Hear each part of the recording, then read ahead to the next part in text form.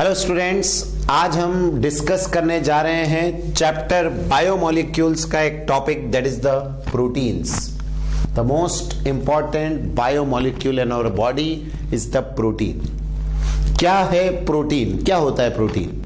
तो आपको ये पता है कि हमारा शरीर मेनली बना हुआ है कार्बोहाइड्रेट, प्रोटीन और फैट्स से।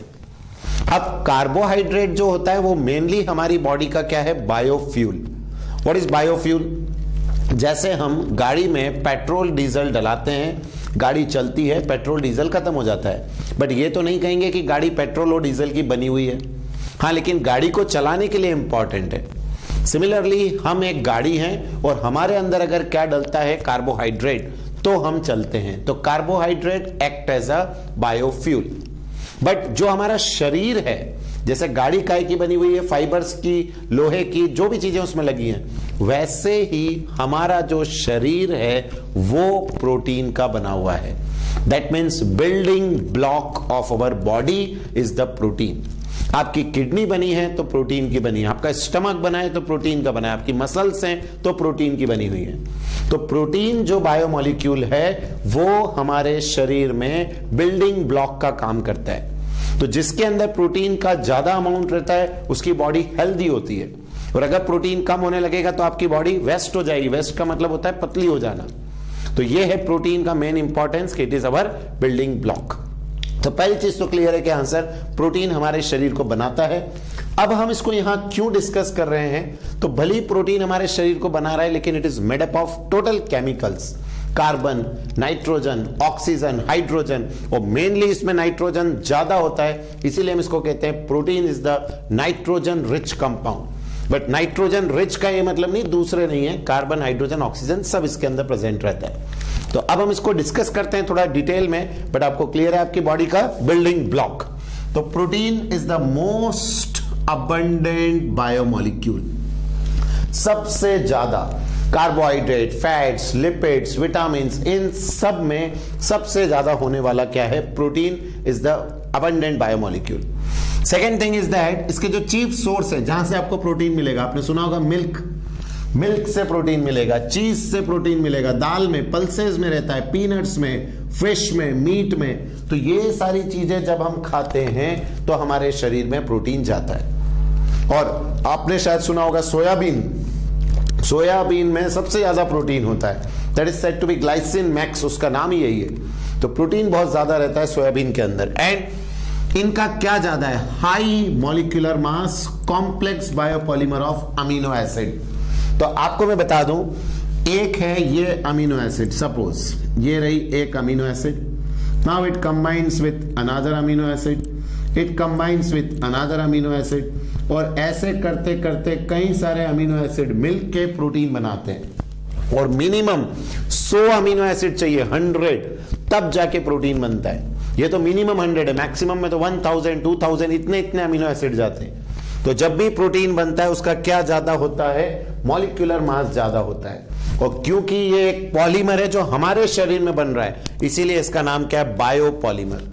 एक पॉलीमर वो भी होते हैं जो सिंथेटिक हैं, बट क्योंकि ये नेचुरल है, हमारे शरीर में, प्लांट्स के अंदर बन रहा है, इसलिए हम इसको क्या बोलेंगे? बायोपॉलीमर। किसका? अमीनो एसिड का। तो आपको एक क्लियर है कि इसका मास ज्यादा होगा। And the most important thing, it is composed of 20 amino acid. बताइए इंग्लिश में कितने अल्फाबेट होते हैं? 26। और उन 26 अल्फाबेट से आप न जाने कितने वर्ड बना लेते हैं। वैसे ही हमारे शरीर में 20 टाइप्स के अमीनो एसिड होते हैं, और वो 20 टाइप्स के अमीनो एसिड कंबाइन हो के क्या बनाते हैं? Protein. Different different types of protein. तो जैसे मैंने आपको बोला कि एक स्पेलिंग है APPLES, एप्पल्स। तो इसमें एक बार अल्फाबेट ए आ रहा है, फिर 2 बार P, एक बार L, एक बार E, एक बार S, तो ये नया वर्ड। अब इसी से आप, ऐसा तो ही नहीं कि इसके अलावा कुछ भी नहीं बनता है इसे, तो आपके पास ऐसे कई सारे वर्ड बन सकते हैं अलग अलग अल्फाबेट के कॉम्बिनेशन से। वैसे ही हमारे अंदर कई तरह के प्रोटीन बनते हैं by combining different different types of amino acid. तो आपको क्लियर है कि अपन क्या कहना चाह रहे हैं कि जो प्रोटीन है it is composed of 20 types of amino acid and these 20 types of amino acid combine in different way to form different types of protein. तो आपको क्लियर रहेगा ये 20 अमीनो एसिड्स का. Then proteins are essential for काय के लिए growth and maintenance of life. आपने खुद देखा होगा कभी भी कोई अगर बॉडी बिल्डिंग कर रहा है, अपने शरीर की ग्रोथ करना चाह रहा है, तो उसको क्या ज्यादा खाना पड़ता है? प्रोटीन ज्यादा खाना पड़ता है. एक छोटे बच्चे को भी प्रोटीन की बहुत रिक्वायरमेंट होती है. तो जब कभी भी हमें क्या चाहिए? Growth. What we require? Protein. Protein होगा तभी तो बिल्डिंग ब्लॉक, मैं कह रहा हूं, आपके शरीर को बनाता है. तो अगर आप प्रोटीन खाओगे तभी तो बनेगा आपका शरीर. तो इसीलिए it is essential for growth and maintenance of the life. And the most important thing, इसमें मास तो ज्यादा है ही, it is nitrogen rich substance. Nitrogen का अमाउंट इसके अंदर ज्यादा रहता है. एंड पॉलीमर है ये किसका? अल्फा अमीनो एसिड का. Now what is alpha amino acid? मैं आपको बताता हूं. कार्बन की होती है 4 वैलेंसी. इन 4 वैलेंसी में एक तरफ आता है कार्बोक्सिलिक एसिड, एक तरफ आता है अमीनो ग्रुप, एक तरफ आता है हाइड्रोजन और एक तरफ वेरिएबल ग्रुप आर. कुछ भी आ सकता है. तो आप ये देख रहे हैं कार्बोक्सिलिक एसिड हो गया मेन फंक्शनल ग्रुप और उससे attach carbon is the alpha carbon. Main कौन हो गया? Carboxylic acid. और फंक्शनल ग्रुप से अटैच कार्बन को आप क्या बोलते हैं? Alpha carbon. और इसी अल्फा कार्बन से अमीनो, इसी से हाइड्रोजन, इसी से वेरिएबल ग्रुप अटैच है. इसीलिए हम इसको क्या बोलते हैं कि अमीनो एसिड जो हमारे पास प्रोटीन के अंदर हैं वो कौन से वाले हैं? Alpha amino acid. Why it is said to be alpha? क्योंकि अल्फा कार्बन पे अमीनो, अल्फा पे एच और अल्फा पे वेरिएबल ग्रुप अटैच होता है. तो याद रखें, ऐसे बहुत सारे होते हैं, बीटा अमीनो एसिड्स भी होते हैं, बट हमारा शरीर जो ये 20 टाइप्स के अमीनो एसिड हैं वो सब के सब अल्फा अमीनो एसिड्स हैं. तो प्रोटीन जो हमारे शरीर का वो पॉलीमर हुआ अल्फा अमीनो एसिड. नाइट्रोजन इसमें ज्यादा है, ग्रोथ के लिए एसेंशियल है, और प्लस कौन कौन से सोर्सेज हैं आपको क्लियर. तो ये तो हुआ इंट्रोडक्शन पॉलीमर का. अब देखते हैं ये कैसे बनता है. नाउ अब हम प्रोटीन में पढ़ने जा रहे हैं. अभी मैंने आपको सिखाया protein is a biopolymer of alpha amino acid. तो अगर हमको प्रोटीन को सीखना है तो पहले हमें आना होगा कि अमीनो एसिड का स्ट्रक्चर कैसा होता है. तो अभी मैं आपको पढ़ा रहा हूं अमीनो एसिड का स्ट्रक्चर ऑफ अमीनो एसिड. सबसे पहले हम कार्बन बनाते हैं. कार्बन की आपको मालूम है 4 वैलेंसी होती है. ठीक, ये 4 वैलेंसी होगी. इसकी एक वैलेंसी पे है C डबल बॉन्ड OH. हमेशा ये ध्यान रखना है, फिक्स है. It is which group? C double OH. This is the carboxylic acid group. तो ये हो गया आपका कार्बोक्सिलिक एसिड एक वैलेंसी पे. जो दूसरी वैलेंसी है इस पे होता है आपका NH2. NH2 is which group? Amino group. तो आपको कंफ्यूजन तो वैसे भी नहीं रहेगा. अगर आप भूल भी जाए तो आप देखिए amino, NH2, acid, carboxylic acid, तो याद रहेगा. और जो बाकी 2 वैलेंसी बचती है उसमें एक तरफ आता है H और ये जो बचता है इस पे R है. R में भी एनी वेरिएबल ग्रुप, और इसी वेरिएबल ग्रुप के चेंज से ही कितने तरह के अमीनो एसिड बनते हैं? 20 टाइप्स के अमीनो एसिड. तो जितने भी 20 टाइप्स हमें अभी पढ़ने हैं उसमें ये और ये चेंज नहीं होंगे. सिर्फ ये R बदलेगा और नए तरह के अमीनो एसिड बनते चले जाएंगे. तो आपको क्या क्लियर हुआ सर? कार्बन की 4 वैलेंसी में एक तरफ कार्बोक्सिलिक, एक तरफ अमीनो और बाकी एक तरफ एक H, और ये जो R है ये बदलेगा और अलग अलग तरह के अमीनो एसिड आएंगे. अब अगर मैं आपके सामने बनाता हूं कार्बन, इसकी 4 वैलेंसी देखिएगा. मैंने कहा ये फिक्स है कि इधर C डबल बॉन्ड OH आएगा, इधर फिक्स है, यहां पर आपका NH2 आएगा, यहां फिक्स है, यहां H आएगा. अब जो R है अगर उस R की जगह पर H आ जाए, सबसे छोटा यही हो सकता है, इससे छोटा कुछ भी नहीं है कि R की जगह क्या आ गया? H. पूरी केमिस्ट्री में सबसे सिंपलेस्ट एलिमेंट हाइड्रोजन ही है. तो अगर उस जगह पर H आ जाता है तो ये जो अमीनो एसिड बनेगा इसका नाम होगा glycine. Very very important, glycine. और आपसे पूछा जाए name the simplest amino acid, सबसे सिंपलेस्ट अमीनो एसिड कौन सा है? तो आपका जवाब यही रहेगा sir, it is the glycine. Glycine is the simplest amino acid. And now इसी जगह कार्बन, फिर से मैंने लिया 4 वैलेंसी, एक तरफ carboxylic acid C double bond OH, एक तरफ आपका अमीनो, एक तरफ आपका H। अब इस R की जगह अगर क्या आ जाता है CH3, दैट मीन्स आपने R की जगह अगर CH3 ग्रुप ले लिया, जैसे यहां H लिया वहां पे CH3 ले लिया, तो इसका नेम बन जाएगा एलेनिन। ये एलेनिन अमीनो एसिड हो गया। तो ऐसे ये R बदलता जाता है और नए नए तरह के अमीनो एसिड बनते चले जाते हैं। और ऐसे हमारे शरीर में कितने तरह के अमीनो एसिड काम आते हैं? तो आपका जवाब होगा sir 20 types of amino acid are used. और फिर ये धीरे धीरे कंबाइन होते हैं, कोई एक कोई दूसरा फिर दूसरा, और ऐसे करके एक चेन बनती चली जाती है अमीनो एसिड की, and that chain of amino acid is said to be the protein. तो पहले clear structure of amino acid. Now structure of amino acid के बाद अब मैं आपको बता रहा हूं कि कैसे हम अमीनो एसिड का क्या करते हैं, नॉमेनक्लेचर। तो नेक्स्ट हुआ आपका nomenclature of amino acid. Nomenclature of amino acid ये आपको अभी करना है। नेमिंग कैसे करते हैं, इसका नॉमेनक्लेचर कैसे करते हैं, ये हमें देखना है। तो पहले अमीनो एसिड क्लियर हो गया, बिल्डिंग ब्लॉक ऑफ पॉली अपन कहेंगे प्रोटीन। दूसरा अमीनो एसिड के स्ट्रक्चर में 4 वैलेंसी, एक तरफ कार्बोक्सिलिक, एक तरफ अमीनो, एक तरफ H, एक तरफ वेरिएबल ग्रुप। नाउ अब बारी है नॉमेनक्लेचर की। देखिए अगर मैं आपके सामने ग्लाइसिन का स्ट्रक्चर बनाऊं तो आप कहेंगे सर ग्लाइसिन होता है एक तरफ C double bond O OH, एक तरफ आपका NH2, एक तरफ H और वेरिएबल जगह पर भी H। That is the structure of amino acid glycine. अब अगर मैं आपसे कहूं इसका IUPAC नेम, तो आप 1 नंबर इसको देंगे, 2 नंबर इसको देंगे। तो बताइए इसका नाम क्या हो जाएगा, 2 अमीनो इथेनोइक एसिड। ये हो जाएगा आपको इसका नेमिंग। 2 पे अमीनो, 2 कार्बन H और ओइक एसिड हो गया। तो आप अमीनो एसिड का IUPAC नेम भी कर सकते हैं, बट जो मोस्ट कॉमनली यूज हो रहा है, जैसे मैंने अभी यूज किया, दैट इज द ग्लाइसिन। तो ज्यादातर जो यूज होते हैं वो कौन से नेम है आपके, that is the common name, जिनको हम एक और नाम से जानते हैं, ट्राइवियल नेम्स भी हम कहते हैं, पुराने जो चले आ रहे हैं। और ये ट्राइवियल नेम्स मेनली इनमें कहां से होते हैं, डिपेंडिंग अपॉन देयर प्रॉपर्टीज।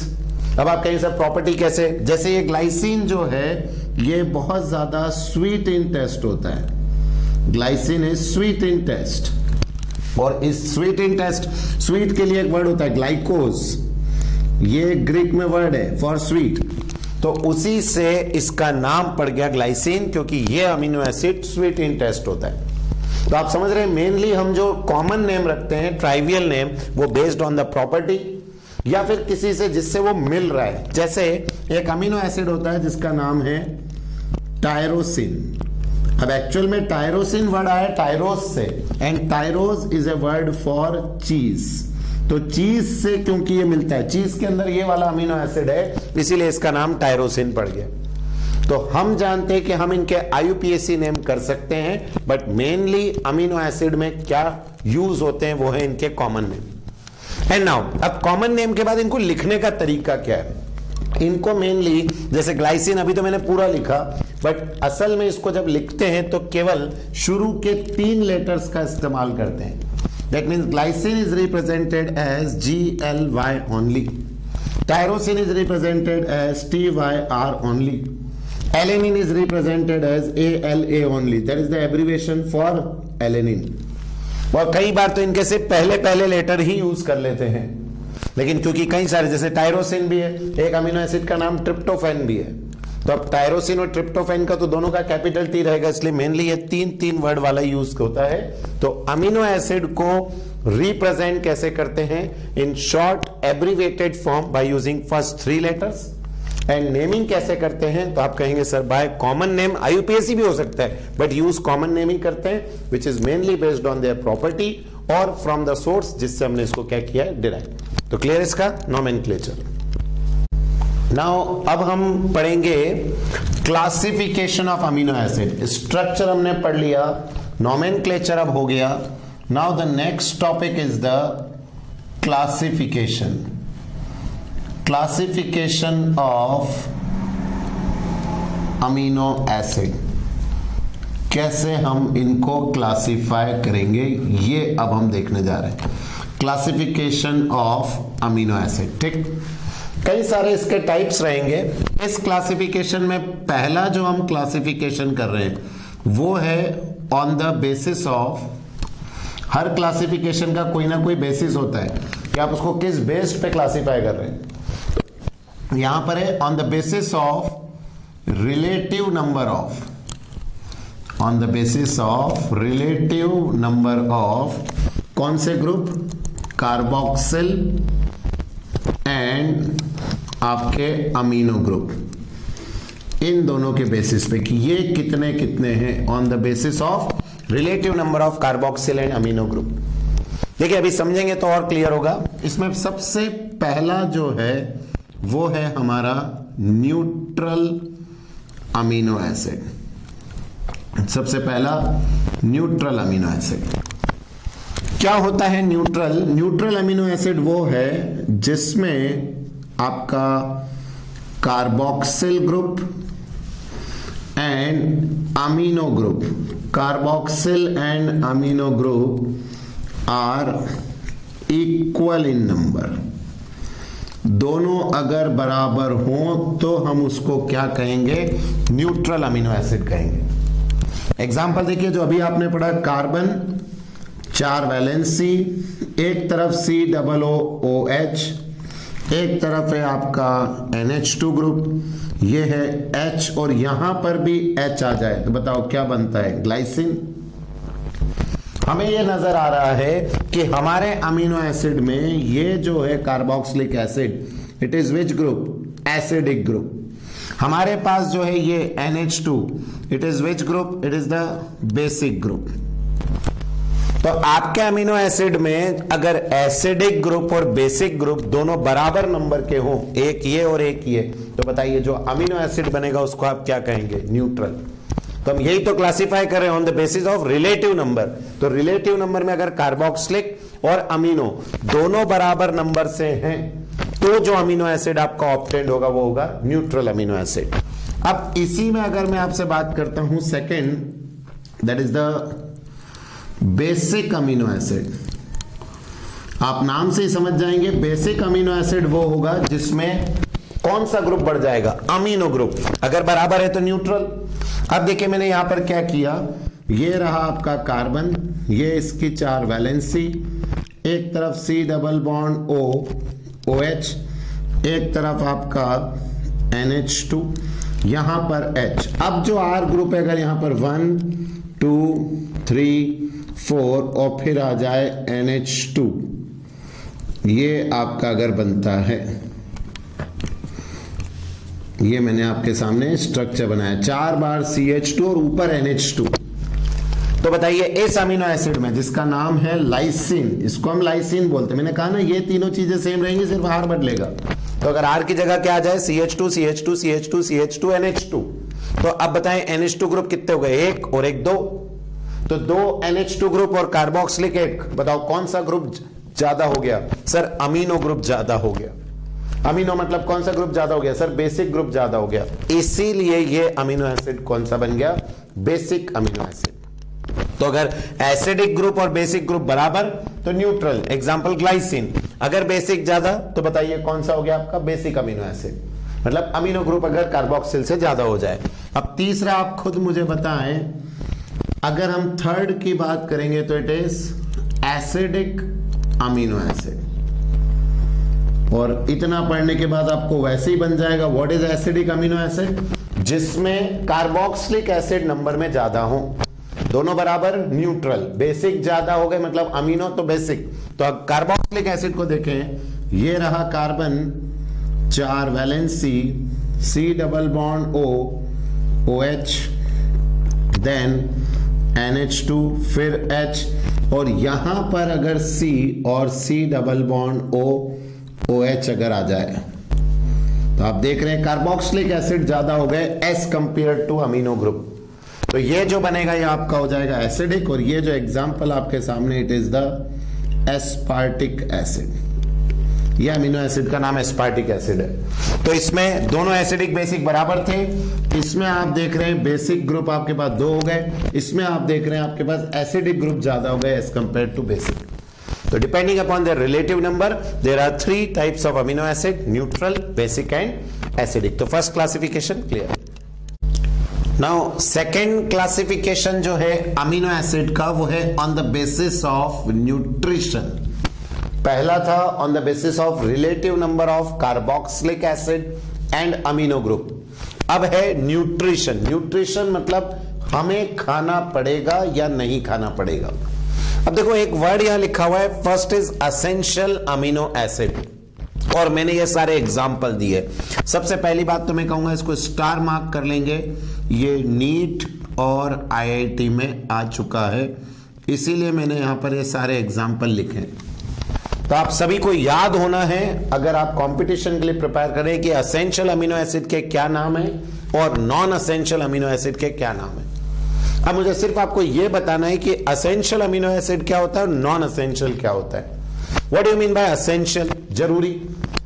तो कई बच्चे डेफिनेशन लिखते हैं जो अमीनो एसिड जरूरी हो उसको असेंशियल कहते हैं। तो मेरी बात को ध्यान से सुनना, ये जो हैं 20 अमीनो एसिड ये सब के सब आपके शरीर में इंपॉर्टेंट है, और कोई भी एक कम हुआ तो बड़ी प्रॉब्लम हो जाएगी। तो अपन ये तो कह ही नहीं सकते कि जो जरूरी और जो जरूरी नहीं हो। हाँ, लेकिन अब क्या होता है, हमारा शरीर एक खुद मशीनरी है, हमारे अंदर कई सारी चीजें बनती है। जैसे आपने बचपन से पढ़ा है, आपके स्टमक के अंदर, पेट के अंदर एसिड बनता है HCl, हाइड्रोक्लोरिक एसिड। हमने तो कभी नहीं पिया HCl कि खाने को डाइजेस्ट करने के लिए हमें पीना पड़ेगा, वो हमारा शरीर खुद ही बना लेता है। तो वही मैं आपको कहना चाह रहा हूं, कई सारी चीजें ऐसी होती हैं जो हमारा शरीर खुद सिंथेसाइज कर लेता है, वो क्योंकि वो खुद बना लेता है तो हमें उसको खाने की, हमारे न्यूट्रिशन में उसकी जरूरत नहीं होती है। तो यहां जो पहला अमीनो एसिड है असेंशियल, ये शो कर रहा है असेंशियल अमीनो एसिड वो अमीनो एसिड हैं जो हमारे शरीर में सिंथेसाइज नहीं होते, और क्योंकि हमारे शरीर में नहीं बनते हैं तो हमें हमारी डाइट में इनको खाना पड़ेगा, हमारे न्यूट्रिशन में हमें इनको लेना पड़ेगा। तो हम जो भी चीज खाएं हमें ऐसी सिलेक्ट करनी है जिसके अंदर ये सारे अमीनो एसिड हों, और जब ये अमीनो एसिड हमारे शरीर में जाएंगे तभी हमारे शरीर की प्रॉपर ग्रोथ और ये सब होगा। तो बताओ what is essential amino acid, क्या डेफिनेशन होगी? तो आप कहेंगे असेंशियल अमीनो एसिड वो हैं जो हमारे बॉडी में सिंथेसाइज्ड, बनते नहीं है, सिंथेसाइज्ड नहीं होते हैं, जो हमारी बॉडी में सिंथेसाइज नहीं होती हैं। और क्योंकि नहीं होते हैं तो आपको इसको अपनी डाइट में लेना होगा, और डाइट में लेना होगा मतलब it is a part of your nutrition, इसीलिए ये टॉपिक है on the basis of nutrition. तो अगर आप अपनी डाइट में जो अमीनो एसिड लेते हैं क्योंकि आपका शरीर नहीं बना रहा है, तो what they are said to be essential amino acid. मैंने फिर कहा सारे एग्जाम्पल आपको याद रखने हैं, arginine, valine, histidine, isoleucine, leucine, lysine, methionine, phenylalanine, threonine, tryptophan. तो ये सारे आपके एग्जाम्पल हुए असेंशियल अमीनो एसिड। असेंशियल आपको डाइट में लेना ही होगा, और दूसरे जो हैं आपके that is a non essential, ये सब हमारे शरीर में बन जाते हैं, और क्योंकि ये सब हमारे शरीर में बन रहे हैं तो they are not required to be taken in our diet. तो अगर आप इनको नहीं भी लेंगे तो हमारे शरीर में ये बन रहे हैं। तो जो हमारा शरीर बनाएगा नॉन असेंशियल, जो नहीं बनाएगा वो असेंशियल। अब इसमें से ये दो जो स्पेशल एग्जाम्पल हैं, आर्जिनिन और हिस्टिडिन, इन दोनों को हम एक और नाम से जानते हैं, they are said to be semi essential amino acid. They are said to be semi essential amino acid. इनको सेमी असेंशियल भी बोलते हैं। किन किन को? आर्जिनिन और हिस्टिडिन को। अब आप कहेंगे सर सेमी असेंशियल क्या? तो मैं आपसे कहूंगा, अभी आपने कहा कि ये नहीं बनते इसीलिए दे आर असेंशियल, बट मैं ये कहूंगा दे आर पार्शली सिंथेसाइज्ड, ये बनते हैं लेकिन उतने नहीं बनते हैं जितने हमारे शरीर को जरूरत है। जैसे एक छोटा बच्चा है, उसकी ग्रोथ बहुत तेजी से होती है। एक फीमेल प्रेग्नेंट है तो उसके अंदर एक जो बच्चा बन रहा है उसको भी बहुत सारे प्रोटीन चाहिए, तो उस वक्त ये कमी पूरी नहीं कर पाता है। तो जब हमारे शरीर को जरूरत ज्यादा होती है तो आर्जिनिन और हिस्टिडिन हमें बाहर से लेना पड़ता है। That means they include in our diet. तो अपन ये नहीं कहेंगे कि ये पूरी तरह से बंद है, कि हमारे शरीर में नहीं बन रहा है, बनता है, पार्शली सिंथेसाइज्ड होता है। And during some time of our growth, like during childhood, like pregnancy, या फीमेल इज लैक्टेटिंग, लैक्टेटिंग मतलब होता है बच्चे को दूध पिलाना, तो उन तीनों में प्रोटीन की जरूरत बढ़ जाती है। तो उस वक्त ये अमीनो एसिड जितने बन रहे हैं वो कम होते हैं, इसीलिए इनको हमें डाइट में लेना पड़ता है। तो they are said to be semi essential. तो कौन से एग्जाम्पल हो गए सेमी असेंशियल के? तो आप कहेंगे आर्जिनिन और हिस्टिडिन। तो arginine and histidine are example of semi essential amino acid. तो उम्मीद है आपको क्लियर है। क्लासिफिकेशन तो दोनों तरह से हो गया, relative number of carboxylic acid and amino group, and दूसरा on the basis of nutrition, कि कौन सा चाहिए कौन सा नहीं चाहिए। और सेमी एसेंशियल क्लियर है, ये भी इंपॉर्टेंट फॉर कंपटीशन। ठीक है, classification of amino acid. Now अब हम अमीनो एसिड में पढ़ेंगे physical properties of alpha amino acid. आपको क्लियर है, जो प्रोटीन हम डिस्कस कर रहे हैं उसका मोनोमर है अमीनो एसिड, और हमारे शरीर में जो 20 टाइप्स के अमीनो एसिड मिलते हैं वो सभी अल्फा अमीनो एसिड हैं, क्योंकि कार्बोक्सिलिक एसिड से जो कार्बन प्रेजेंट है, अटैच्ड कार्बन, उसी पे हाइड्रोजन, उसी पे अमीनो और उसी पे वेरिएबल ग्रुप अटैच होता है। तो अब हम इसकी फिजिकल प्रॉपर्टी में जो सबसे इंपॉर्टेंट है, मैं आपको क्वेश्चन भी बताता हूं, एग्जाम में आएगा आपको, draw the zwitter ion structure. Zwitter ion structure आपको ड्रॉ करना है। बट सर ये होता क्या है, what is zwitter ion structure? तो ज़्विटर आयन मेनली वो कंपाउंड बनाते हैं जिनमें एसिडिक ग्रुप और बेसिक ग्रुप दोनों एक ही के अंदर हो।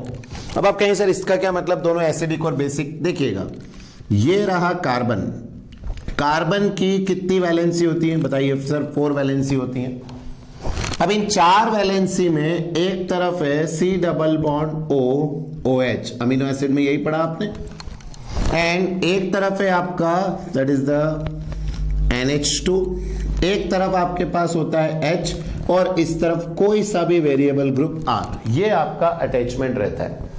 तो कार्बन के चारों तरफ वैलेंसी, 4 वैलेंसी, यही अमीनो एसिड का जनरल स्ट्रक्चर है, जिसमें एक तरफ कार्बोक्सिलिक, एक तरफ अमीनो, एक तरफ H, एक तरफ R। अब ये जो आपका कार्बोक्सिलिक ग्रुप है, बताइए क्या ये एसिडिक ग्रुप है? मतलब जब आप इसको पानी में डालेंगे तो it will lose H plus ion. और ये जो आपका दिख रहा है, बताइए इस पे लोन पेयर है, ये H प्लस यहां आ गया, या ये H प्लस को गेन कर ले। आपने पढ़ा है proton donor is the acid, proton acceptor is the base. तो यहां जो NH2 ग्रुप है ये किसको रिप्रेजेंट करता है? It represent the basic group. तो carboxylic acid by losing H plus behave as acidic, amino by gaining H plus behave as a basic. तो आप ये देख रहे हैं कि ये जो अमीनो एसिड का स्ट्रक्चर है, इसमें एक ही स्ट्रक्चर में एसिडिक ग्रुप भी है और इसी में बेसिक ग्रुप भी है। ये मैं आपसे कह रहा था। तो जो ज़्विटर आयन बनाने की कंडीशन है वो है कि सेम मॉलिक्यूल के अंदर एसिडिक और बेसिक ग्रुप होना चाहिए। अब इसमें से H प्लस लूज होके इसके अंदर चला जाता है, and what it will form, it act as it will form internal salt. ये इंटरनल सॉल्ट बनाता है। अब देखिए इंटरनल सॉल्ट जब बनेगा तो आपके पास क्या आएगा स्ट्रक्चर में? कार्बन, इसकी ये 4 वैलेंसी, COO, और इसमें से H प्लस गया तो बताइए CO माइनस, H प्लस इधर आएगा तो now it becomes NH3 plus हो जाएगा, ये जैसे माइनस हुआ NH3 प्लस, एक तरफ H और एक तरफ R, ये आ गया। तो आप ये देख रहे हैं कि इन दिस केस एसिडिक में से निकला H प्लस, ये H प्लस आके इधर आया, यहां से H प्लस गया तो इट बिकम्स नेगेटिव, और इसने H प्लस गेन किया तो इट बिकम्स पॉजिटिव। और ये जो आपके सामने बन के तैयार हुआ, इसी को हम कहते हैं ज्विटर आयन स्ट्रक्चर। एक कंपटीशन का इंपॉर्टेंट क्वेश्चन है कि what is the net charge on zwitter ion, net charge. तो बताइए इस पे कितना चार्ज था सर, ये तो न्यूट्रल है। अब कोई इसको देख के क्या कहता था, इस पे नेगेटिव है पॉजिटिव है, that means it exist as a what, dipolar structure. ये डाइपोलर स्ट्रक्चर है, इसमें दो पोल है, एक पॉजिटिव पोल एक नेगेटिव पोल। लेकिन कोई हमसे पूछेगा नेट चार्ज क्या होता है ज्विटर आयन पे, तो आपका जवाब 0 होगा। वाई 0 सर, एक तरफ प्लस एक तरफ minus, net charge plus minus मिला के 0 हो जाएगा। तो net charge in this case is 0। कैसे एग्जिस्ट करेगा सर, जब एक मॉलिक्यूल के अंदर एसिडिक और बेसिक दोनों ग्रुप एक ही से अटैच हो, then that will behave like a zwitterion. ये इसमें बनता है।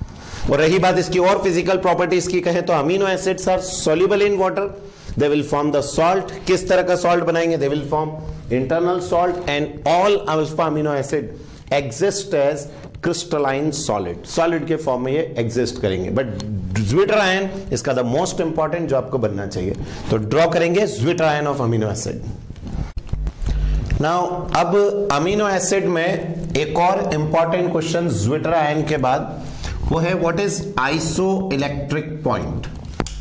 आइसो हम लोग कई बार केमिस्ट्री में सेम के लिए वर्ड यूज करते हैं, आइसोटोप, आइसोबार, आइसोमर, कई बार आपने पढ़ा है।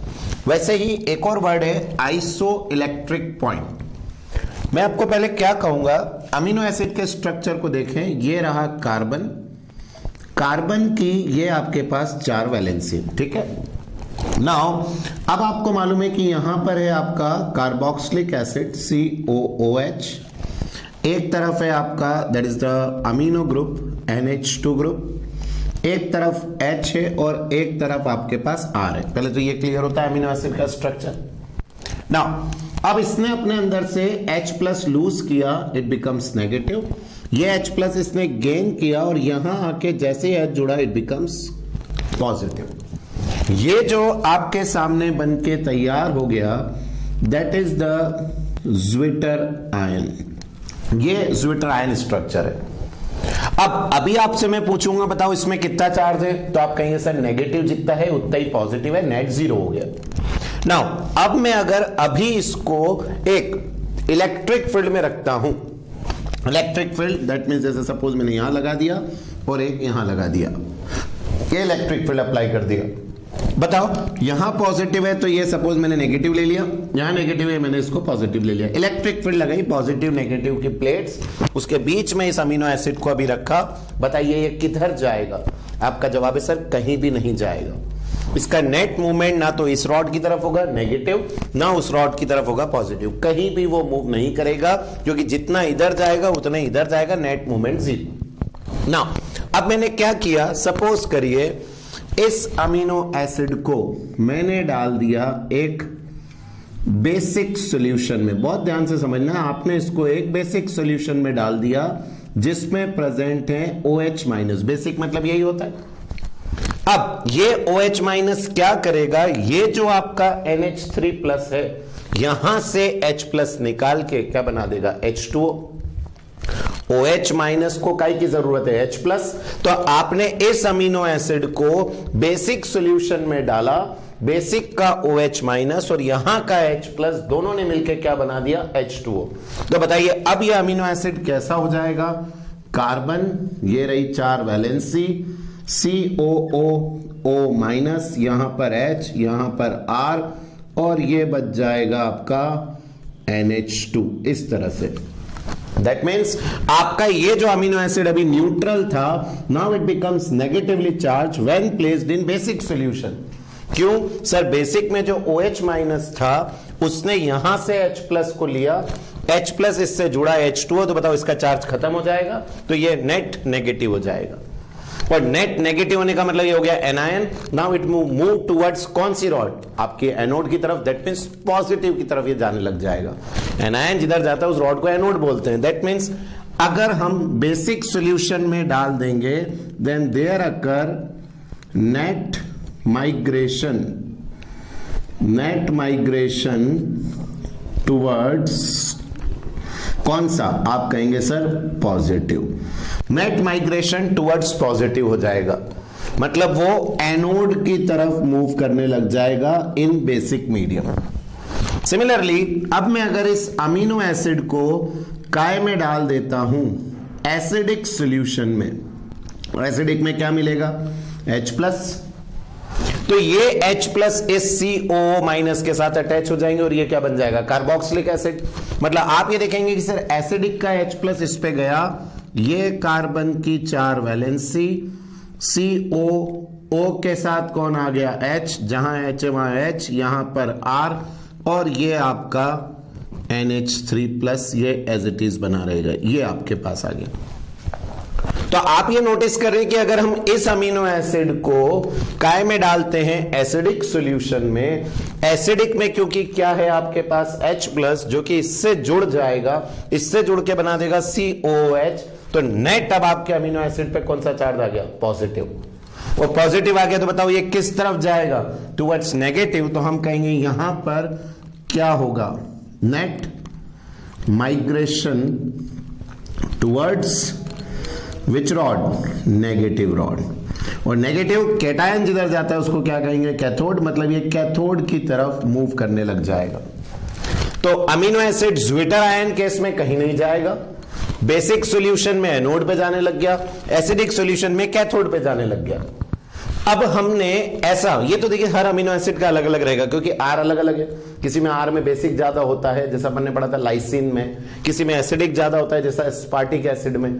तो हर अमीनो एसिड में ऐसा नहीं होगा कि आपने बेसिक में डाल दिया एसिडिक, मतलब कुल मिला के एसिडिक और बेसिक सॉल्यूशन में आपका जो अमीनो एसिड है आइदर वो कैथोड या आइदर वो एनोड की तरफ मूव करने लग जाता है।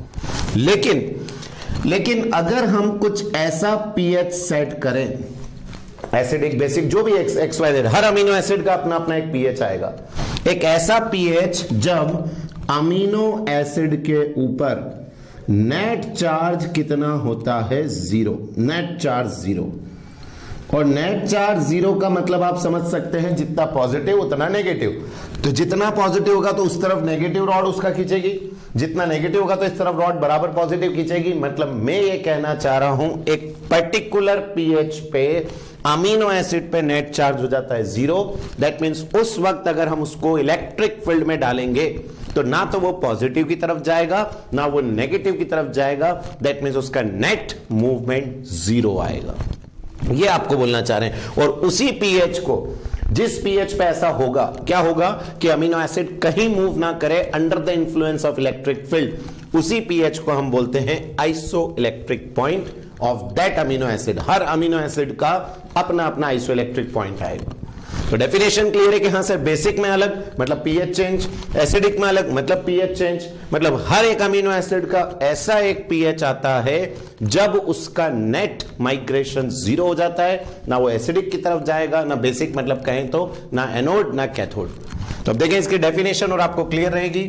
वो पीएच या hydrogen ion concentration of the solution at which a particular amino acid does not migrate under the influence of an electric field, does not migrate under the influence of an electric field, किधर भी move नहीं करेगा, उसी point को हम कहेंगे iso electric point of that amino acid, उस amino acid का आइसो इलेक्ट्रिक पॉइंट।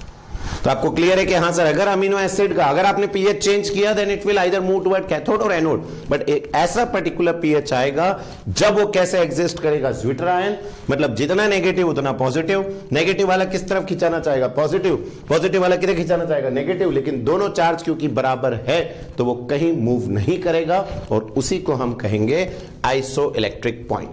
तो जब बोर्ड एग्जाम में क्वेश्चन आता है तो आपको पूरा ड्रॉ करके डेफिनेशन बताना है और समझ में भी आ गया isoelectric point of amino acid. Now अब हम बात करने जा रहे हैं अमीनो एसिड में L family of amino acid. आपको पता है एक होता है डी और एक होता है एल, एंड डी और एल टोटली बिलोंग करता है आपके जो कार्बन के आसपास अरेंजमेंट है बाकी मॉलिक्यूल्स का, मतलब हम कहें सीधा सीधा ज्योमेट्री के हिसाब से हम एल और डी यूज करते हैं। ध्यान रखें एक लीवो रोटेटरी और डेक्स्ट्रो रोटेटरी होता है, वो प्लस और माइनस से रिप्रेजेंट करते हैं, ज्योमेट्री को बताने के लिए हम LOD का इस्तेमाल करते हैं। क्या बताना चाह रहे हैं? सबसे पहले एक एग्जाम्पल हटा दो, ये सबसे इंपॉर्टेंट कंपटीशन के लिए, very very important. Name one amino acid, सुनना question, name one amino acid which is optically inactive. मतलब वो अमीनो एसिड का नाम बताइए जिसमें से अगर लाइट जाती हो तो ना तो वो राइट में मुड़े ना लेफ्ट में। तो आपका जवाब होगा sir it's name is glycine. Glycine is an example of optically inactive amino acid. ठीक है, तो ये तो हो गया ग्लाइसिन। अब ग्लाइसिन के अलावा जितने बचे, अभी आपके पास 20 टाइप्स ऑफ अमीनो एसिड है, एक ग्लाइसिन हटा दो, वो हो गया ऑप्टिकली इनएक्टिव, लेकिन बाकी सब ऑप्टिकली एक्टिव होते हैं। और अब मैं उनको बनाता हूं, देखिए ये कार्बन, कार्बन की ये 4 वैलेंसी, ठीक है, इन 4 वैलेंसी पे COOH,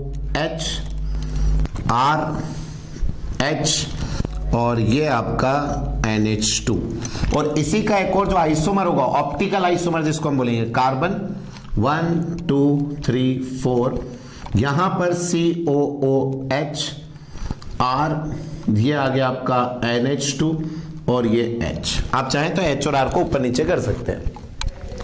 अब इस केस में आपका NH2 किधर है? लेफ्ट साइड, तो हम इसको कहेंगे L अमीनो एसिड। इसमें NH2 कहां पर है? राइट साइड, तो इसको कहेंगे D अमीनो एसिड। तो with the exception of glycine, अगर ग्लाइसिन को हटा दें तो जितने भी अमीनो एसिड हैं उसका ये जो कार्बन है वो किरल कार्बन होता है। किरल बोले तो एसिमेट्रिक, जिसके चारों तरफ अलग अलग ग्रुप है। ग्लाइसिन में तो यहां H आ जाएगा तो सेम हो जाएगा, तो वो ऑप्टिकली क्या हो जाएगा? इनएक्टिव। बट बाकी सब केसेस में R की जगह कुछ ना कुछ दूसरा ही आएगा। तो बाकी सारे अमीनो एसिड ग्लाइसिन को छोड़ के ऑप्टिकली एक्टिव होते हैं and they have 2 types of isomer, L and D।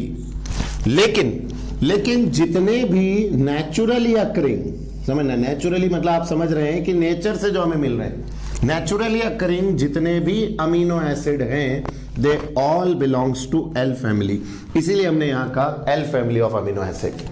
तो कभी कंपटीशन में एक और क्वेश्चन आए कि नेचुरली अकरिंग अमीनो एसिड की कौन सी ज्योमेट्री होती है, तो आपका आंसर होगा सर L ज्योमेट्री उसकी रहती है। और ये जो L और D हम बनाते हैं, ये सब किसके बेसिस पे होता है? On the basis of geometry of glyceraldehyde. Glyceraldehyde की ज्योमेट्री से हम इसको डिसाइड करते हैं, जिसमें अगेन ये कार्बन, कार्बन की क्या होती है? 4 वैलेंसी। एक तरफ आता है इसमें CHO, एक तरफ आता है CH2OH, एक तरफ होता है H और एक तरफ OH। अब अभी आप इस स्ट्रक्चर में देखिए, ये OH किस तरफ है? L तरफ। तो हम ये कहेंगे कि ग्लिसरल्डिहाइड का जो L geometry, that means L glyceraldehyde, और ये जो L आपका कौन सा है? अमीनो एसिड, इन दोनों में सेम रहता है। उसका OH लेफ्ट साइड, इसका NH2 left side. And all the naturally occurring amino acid belongs to which family? L family. इसीलिए हम यहां पढ़ रहे हैं L family of amino acid. और ये याद रखें, केवल ग्लाइसिन ही एक ऐसा आपका अमीनो एसिड है जिसमें से अगर लाइट जाती है तो ना तो राइट में मुड़ती है ना left, it is optically inactive. Clear सभी को?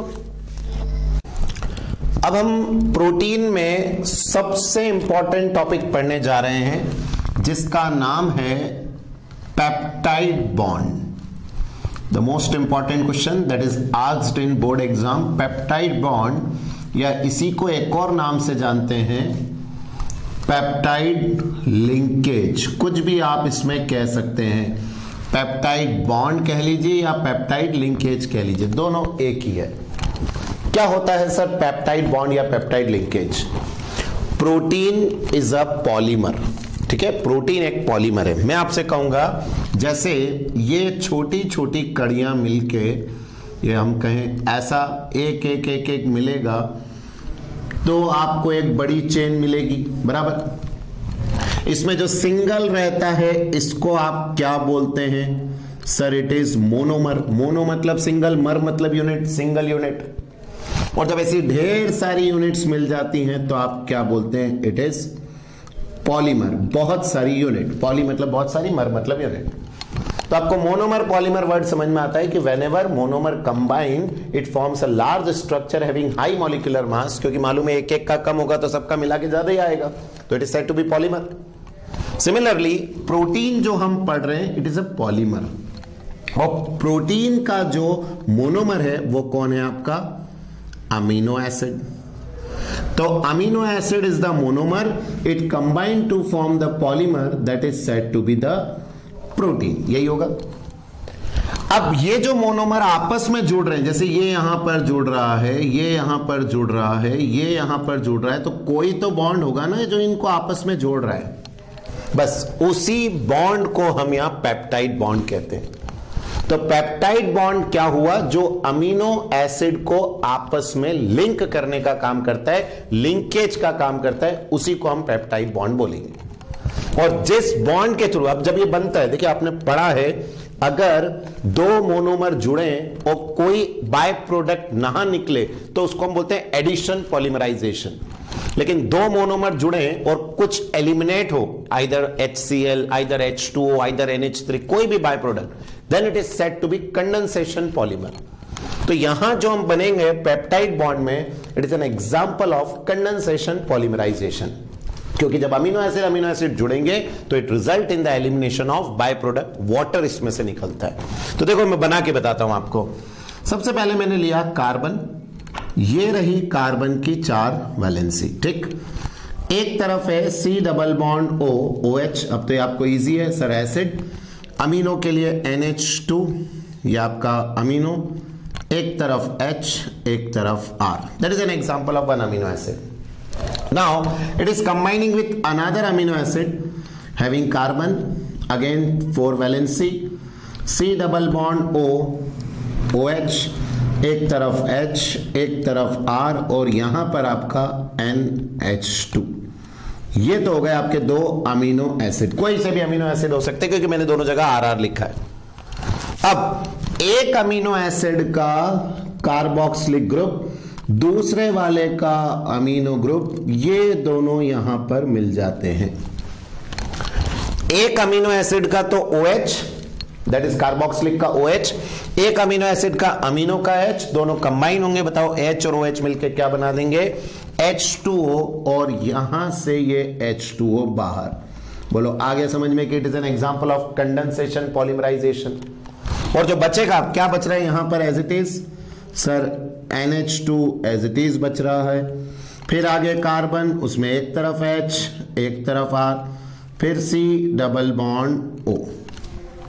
ये H2O बाहर होने के बाद यहां आएगा N, ये आ गया आपका H, फिर C और H, यहां पर R और COOH। मैंने कुछ भी नहीं किया, बस H2O को बाहर किया, NH2, CHR, CO, यहां से बचा NH। और ये जो यहां पर बनके तैयार हुआ, that is the peptide bond. यही पेप्टाइड बॉन्ड है। और आपको जैसा दिख रहा है सर CONH, क्या ये कौन सा ग्रुप है? Sir it is N amide group. It is N amide group. तो ऐसे अमीनो एसिड कंबाइन होते होते होते चले जाएंगे तो आपसे पूछा जाता है पेप्टाइड बॉन्ड में कौन सा ग्रुप बनता है, तो आप कहेंगे सर अमाइड लिंकेज आता है। दिख रहा है ना, CONH2 इज अमाइड, तो उसका एक H सब्स्टिट्यूट हो गया। तो पहले तो पेप्टाइड बॉन्ड फॉर्मेशन, क्या हाँ सर पेप्टाइड बॉन्ड है क्या? अमीनो एसिड को अमीनो एसिड से जोड़ने वाला। कैसे बनता है? सर कार्बोक्सिलिक का OH, एक का अमीनो का H, दोनों कंबाइन होते हैं, H2O बाहर होता है और जो बनके तैयार होता है उसी को हम अमाइड लिंकेज या पेप्टाइड लिंकेज बोलते हैं। अब यहां पर आप देखिए, एक अमीनो एसिड मिला, 2 अमीनो एसिड मिलकर बनाएंगे तो इसको हम नाम दे देंगे डाई पेप्टाइड। ये डाई पेप्टाइड हो गया। अब आप मुझे बताएं, अगर 3 अमीनो एसिड होते तो क्या बोल देते? ट्राइपेप्टाइड। 4 अमीनो एसिड होते तो क्या बोल देते? टेट्रा। 5 के लिए पेंटा। और ऐसे ही 10 या 10 से ज्यादा हो जाए तो हम वर्ड यूज करते हैं that is said to be polypeptide. तो when we are using the word polypeptide, sir जब 10 या उससे ज्यादा, 10 या उससे ज्यादा अगर अमीनो एसिड कंबाइन होते हैं, अमीनो एसिड कंबाइन होते हैं, तब जो आपका बनेगा उसको आप क्या कहेंगे? पॉलीपेप्टाइड। 10 या 10 से ज्यादा, 2 हुए तो डाइपेप्टाइड, 3 हुए ट्राइपेप्टाइड, 4 हुए टेट्रापेप्टाइड, 5 हुए पेंटापेप्टाइड। लेकिन अगर 10 या 10 से ज्यादा हैं तो पॉलीपेप्टाइड। और अब अगर कितने 100 अमीनो एसिड जुड़ने के बाद कितना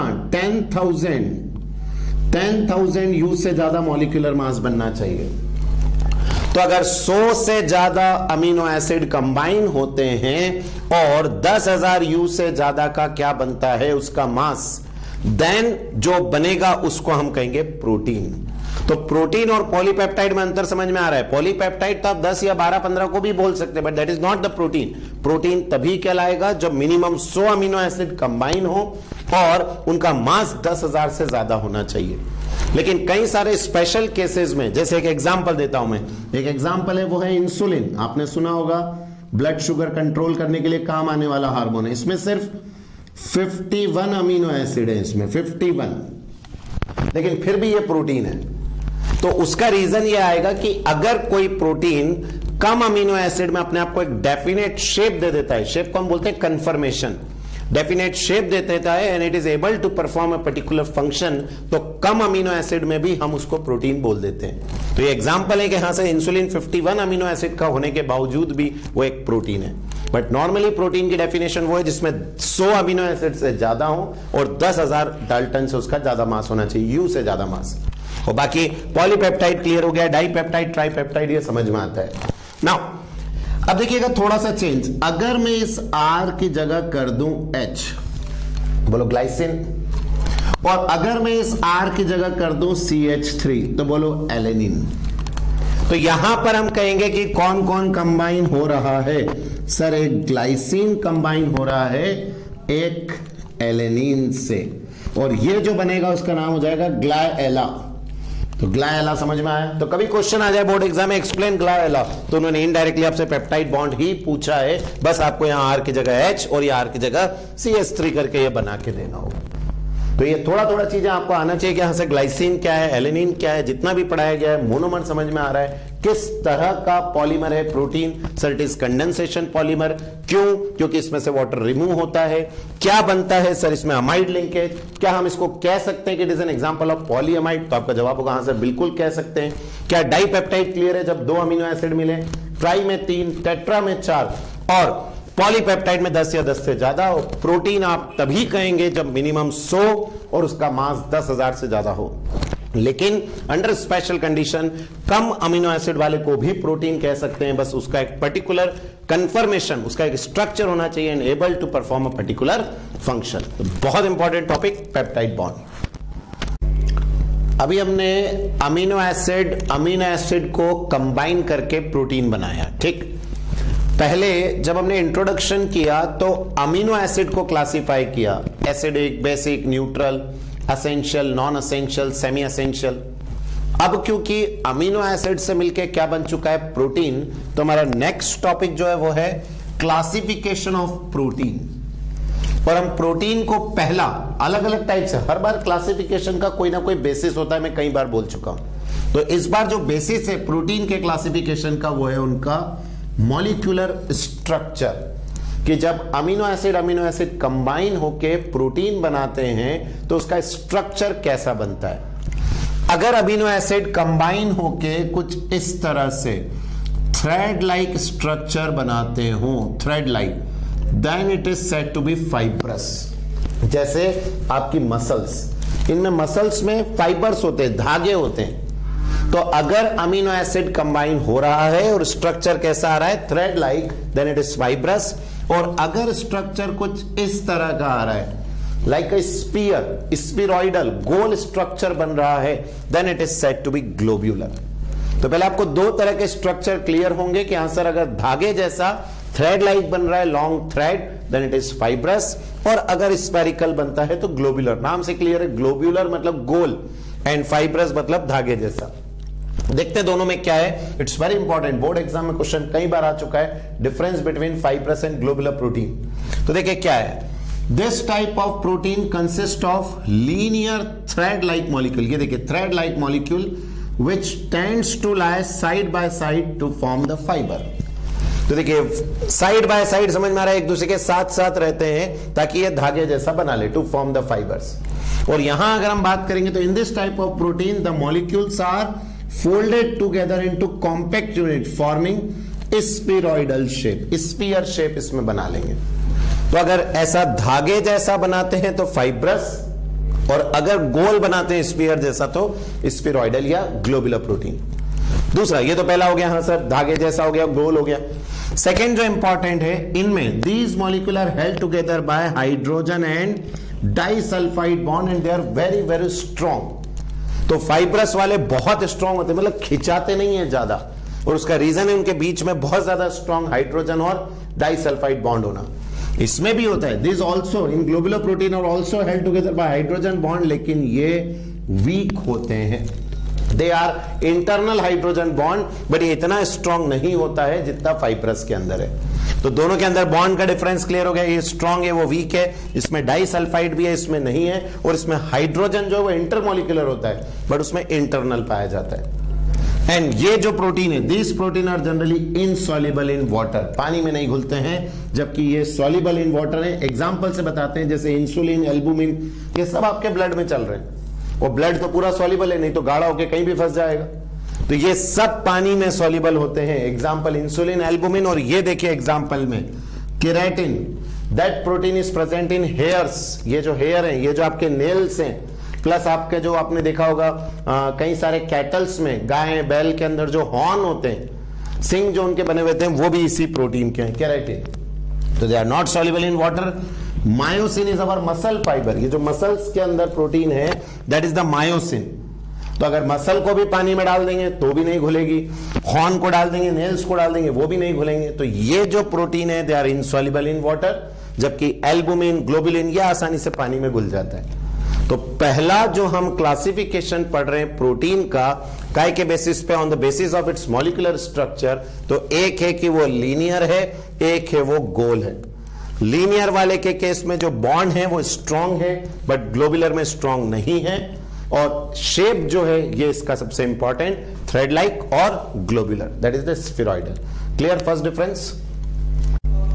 सेकेंड जो क्लासिफिकेशन है प्रोटीन का, वो है on the basis of hydrolysis product. आप कहेंगे सर हाइड्रोलाइसिस प्रोडक्ट क्या? Amino acid, amino acid, amino acid, amino acid combine होके प्रोटीन बनाते हैं। तो बताइए, जब प्रोटीन टूटेगा तो it will give amino acid, but ऐसा नहीं है कि केवल अमीनो एसिड हो। उसी के बेसिस पे कि जब हम प्रोटीन को आइदर पानी में डालें या एसिड में डालें या और भी किसी चीज से उसका क्या करवाएं, हाइड्रोलाइसिस, तो क्या क्या प्रोडक्ट आपको मिलते हैं, जिसमें सबसे पहला है आपका that is the simple protein. तो what is simple protein? Simple protein वो है, वो प्रोटीन, समझना इसको, वो प्रोटीन विच अपॉन हाइड्रोलाइसिस, जिसका अगर हम हाइड्रोलाइसिस करें तो यहां आएगा गिव्स ओनली एंड ओनली, सिर्फ आपको क्या देगा, अमीनो एसिड, इसके अलावा कुछ भी नहीं। मतलब सिंपल वो पूरा का पूरा प्रोटीन कैसे बना हुआ है, अमीनो एसिड से बना हुआ है, और ये प्योर प्रोटीन है। प्योर प्रोटीन कैसे? कंजुगेटेड जो होता है उसमें दो चीजें होती है, एक होता है प्रोटीन पार्ट और एक होता है आपका नॉन प्रोटीन पार्ट। और ये जो नॉन प्रोटीन पार्ट होता है इसको हम स्पेशल नाम से जानते हैं, it is said to be prosthetic group. इसको आप प्रोस्थेटिक ग्रुप भी कहते हैं। दैट मीन्स जब हम इसका हाइड्रोलाइसिस करेंगे तो अमीनो एसिड तो मिलेगा ही मिलेगा, क्योंकि प्रोटीन के हाइड्रोलाइसिस से मिलने वाला अमीनो एसिड, प्लस साथ में ये आपको एक प्रोस्थेटिक ग्रुप देगा। जैसे एक एग्जांपल लेते हैं, एग्जांपल है आपका that is the nucleo protein. Example is nucleo protein. तो what is nucleo protein? Sir जिसमें होगा nucleic acid as the prosthetic group plus protein जो है अमीनो एसिड हो गया आपका।